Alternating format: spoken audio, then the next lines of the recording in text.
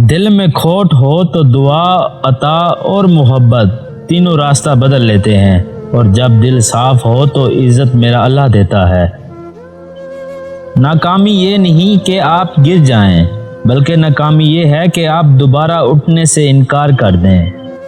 تنہا ہونا یہ نہیں ہوتا کہ آپ کے پاس کوئی نہیں ہے، تنہا ہونا دراصل یہ ہوتا ہے کہ سب آپ کے پاس ہیں لیکن آپ کا کوئی نہیں ہے۔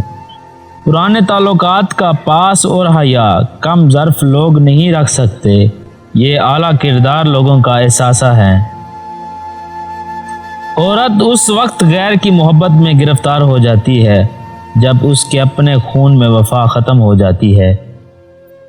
جب زندگی میں سب الٹ پلٹ ہونے لگے تو سمجھ جائیں کہ رب کریم انہیں نئے سرے سے تربیت دے رہا ہے۔ اب دعا کرو اور پھر دیکھو اللہ جو بھی کرے گا بہتر کرے گا۔ محبت ہو جانا یا مل جانا اہم نہیں ہوتا، محبت کو زندہ رکھنا اور عزت دینا اہم ہوتا ہے۔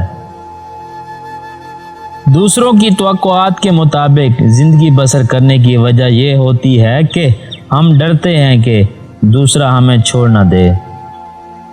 کچھ لوگوں کے لیے مصروف زندگی سے وقت نکالنا پڑتا ہے، اور کچھ لوگ ایسے بھی ہوتے ہیں جنہیں دل سے نکالنے کے لیے زندگی کو مصروف کرنا پڑتا ہے۔ محبوب بلا وجہ ناراض ہونے لگے تو سمجھ جائیں کہ وہ اداس ہے، اسے آپ کی محبت کی ضرورت ہے۔ لڑنے کے بجائے اسے خوب پیار دینا سمجھدار خاتون کی نشانی ہے۔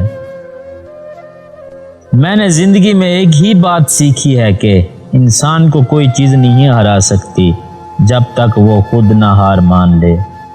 نا امید شخص ہر اچھا موقع بھی گوا دیتا ہے، اور پر امید شخص ہر نشانی میں بھی موقع تلاش کر لیتا ہے۔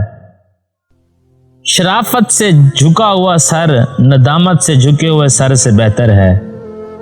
ہوش پرست کا پیٹ بھر جائے تو من خالی ہو جاتا ہے، اور من بھر جائے تو پیٹ۔